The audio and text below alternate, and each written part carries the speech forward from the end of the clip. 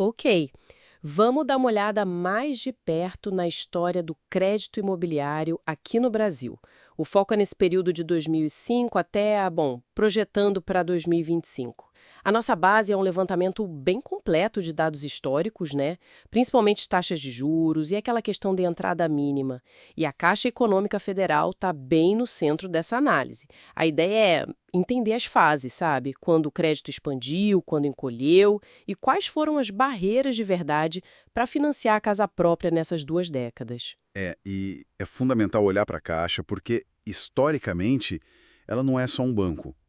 Ela é o principal agente do financiamento habitacional no país, né? As políticas dela, tipo as taxas, a entrada que ela pede, isso reflete muito o cenário econômico geral. E a própria política monetária. A Selic, claro, tem um peso enorme nisso. Entendido. Então, começando pelas taxas de juros.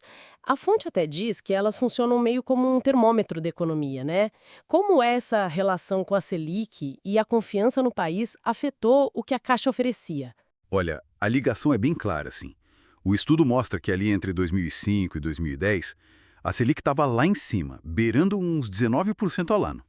E o resultado, bom, taxas de financiamento na Caixa ficavam entre 12% e 14%, era bem mais caro e difícil conseguir o crédito. Mas depois disso deu uma melhorada, certo? Deu sim.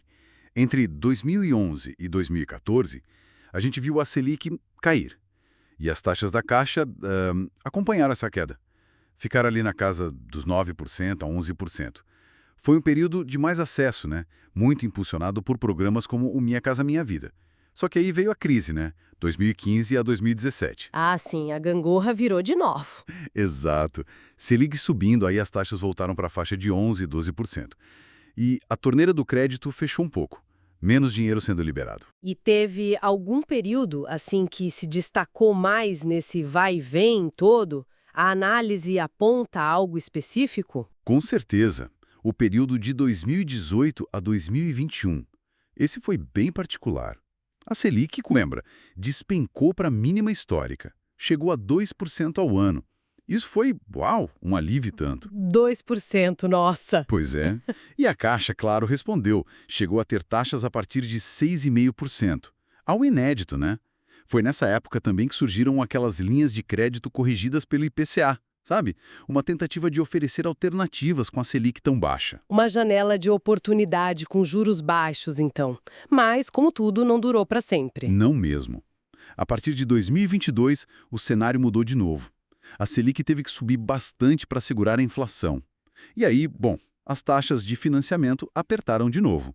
Voltaram para aquele patamar de TR mais 10,99%, TR mais 12%. A TR, né? Aquela taxa referencial. Ou seja, voltamos para um cenário mais apertado. Interessante essa montanha russa dos juros. Mas tem um outro lado da moeda que a análise traz, que é a entrada mínima. O texto argumenta que esse valor inicial é que muitas vezes define quem entra e quem fica de fora, né? Mesmo tendo renda para parcela. Exatamente. E aqui a variação também foi assim enorme ao longo desses anos. Pensa bem, lá no comecinho, 2005, 2010, a exigência podia ser só 10%. Claro, os critérios de aprovação eram mais conservadores, mas a entrada era menor. Aí naquela fase de maior acesso, 2011, 2014, ficou ali entre 10%, talvez 20%.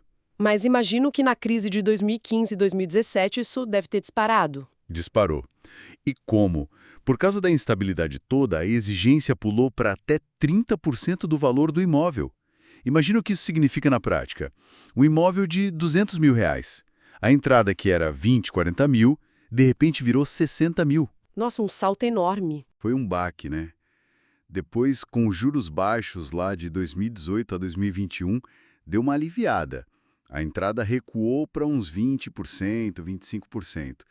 Mas agora, mais recentemente, de 2022 para cá, apertou de novo. Tipo 30% no sistema SAC, aquele das parcelas que diminuem, e na tabela Price, das parcelas fixas, podendo chegar até 50%. 50%. Metade do valor do imóvel de entrada. Uau! Então, a conclusão da fonte é que essa entrada funciona como um filtro muito forte. Sim, A análise chama de filtro silencioso. É isso mesmo.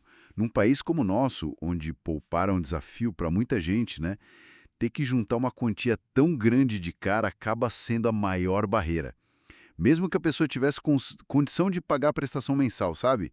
O sonho da casa própria acaba sendo adiado por causa dessa barreira inicial. Faz todo sentido. Então, juntando tudo isso, qual é a grande lição que essa análise histórica nos deixa? Olha, se a gente conectar tudo, né? Olhar para esses 20 anos, a taxa de juros, claro, ela pesa no bolso, ela chama a atenção. É o que todo mundo olha primeiro. Mas o que os dados mostram na prática é que muitas vezes é a exigência de entrada que define quem consegue de fato o financiamento, quem acessa o crédito. Quer dizer, uma coisa está ligada na outra, mas a entrada acaba sendo decisiva. Exato. São dois fatores importantes, sem dúvida, mas a entrada parece ter tido esse papel de realmente determinar o acesso, o sim ou o não para muita gente. Entender essa dinâmica, essa dança entre os juros e a entrada é fundamental, então, tanto para quem está buscando um financiamento, quanto para quem trabalha nesse mercado, né? Ter essa visão histórica ajuda a entender melhor o cenário atual e o que pode vir pela frente no mercado imobiliário brasileiro. E com essa reflexão sobre como as taxas e a entrada se relacionam e impactam o acesso ao crédito, a gente fecha essa nossa análise. Foi uma viagem pela trajetória do crédito imobiliário no Brasil nestas últimas 2 décadas. Esperamos que essa conversa sobre os dados históricos tenha trazido um pouco mais de clareza sobre os desafios e as mudanças desse mercado tão importante para a vida de tanta gente.